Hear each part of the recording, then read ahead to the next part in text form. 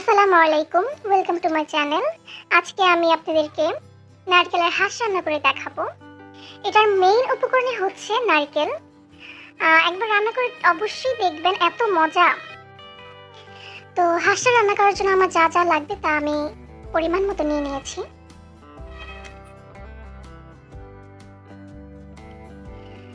তো প্রথমেই পেঁয়াজটা বেরেস্তা করার জন্য আমি পরিমাণ মতো তেল নিয়ে নিয়েছি।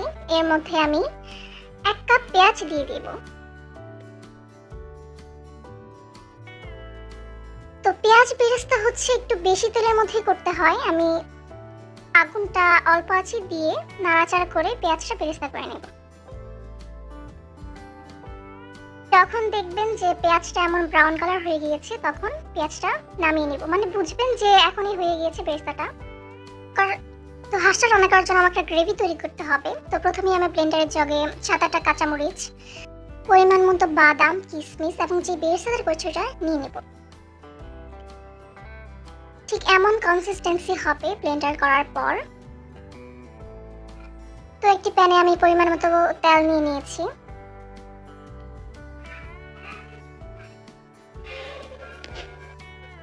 তো এখানে আমি তেজপাতা, দারুচিনি, এলাচ, গোলমরিচ আর 1 কাপ পেঁয়াজ দিয়ে দিব।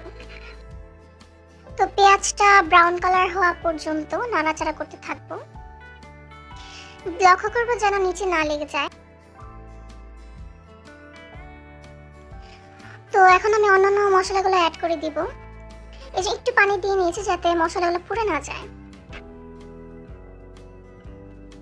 এখানে আমি 2 টেবিল চামচ রসুন বাটা দিয়ে দিলাম, 2 টেবিল চামচ আদা বাটা।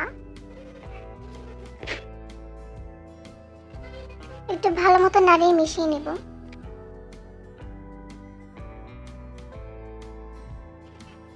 কিছুক্ষণ নাড়িয়ে আমি এখন শুকনো মশলাগুলো দিয়ে দিব।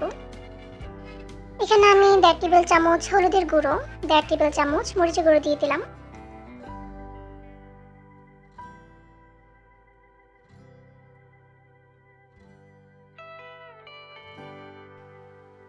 এক চামচ দিয়ে দিলাম গরম মশলার গুঁড়ো,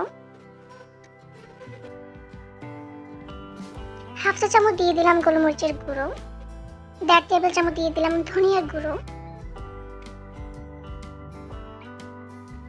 1.5 চা চামচ দিয়ে দিব জিরার গুঁড়ো।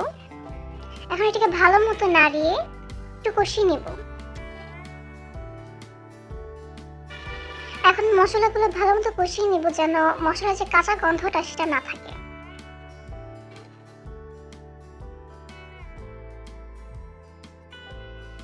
মশলাগুলো ভালো মতো কষানো হয়ে গেলে একটু পানি দিয়ে হাঁসের মাংসগুলো এক একে দিয়ে দেব।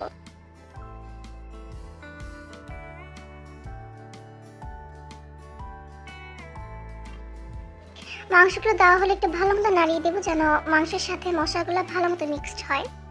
এখন এখানে আমি পরিমাণ মতো লবণ দিয়ে দিয়েছি। লবণটা দিয়ে এখন আরো একটু ভালো মতো নেড়ে চেড়ে নেব।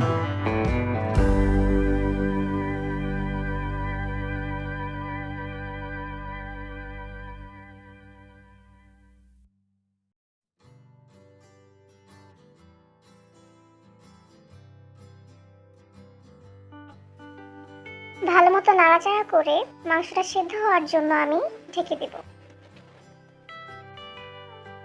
ঠিক 30 মিনিট পর ঢাকনাটা তুলে একটু নাড়াচাড়া করে দেব।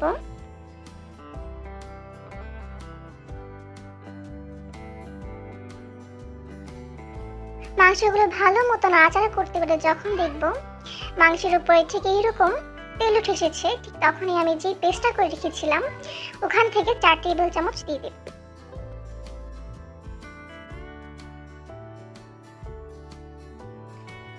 এখন একটু মাংসটা ভালো মতো নাড়িয়ে পেস্টের সাথে মিশিয়ে নেব। এই পর্যায়ে আমি 1 মগ গরম পানি দিয়ে দিলাম।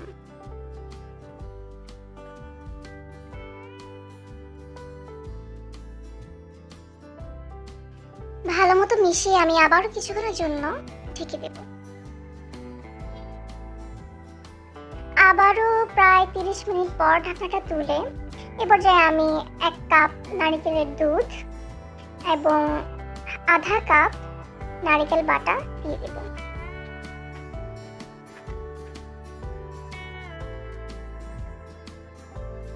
নারকেলের দুধ আর নারকেলের বাটা দেওয়ার পর ঠিক এইভাবে ভালো মতো মিশিয়ে নেব। অবশ্যই চেষ্টা করবেন নারকেল বাটাটা ইউজ করতে। যদি আপনারা নারকেলের দুধ আর নারকেলের বাটাটা স্কিপ করেন তাহলে কিন্তু যে অথেন্টিক ফ্লেভারটা এটা পাবেন না। তো এই পর্যায়ে আমি আরও 30 মিনিটের জন্য ঢেকে দিয়েছিলাম। যখন এরকম তেল উঠে আসবে তখনই আপনারা বুঝবেন যে আপনার রান্নাটা হয়ে গিয়েছে। তো এই তো হয়ে গিয়েছে আমাদের নারকেলের হাঁস রান্না। অবশ্যই বাসায় ট্রাই করবেন এবং কমেন্টে আমাকে জানাবেন আমার রেসিপিটা কেমন লেগেছে। আর অবশ্যই সাবস্ক্রাইব করে দিবেন। আজকে এই পর্যন্তই। আল্লাহ হাফিজ।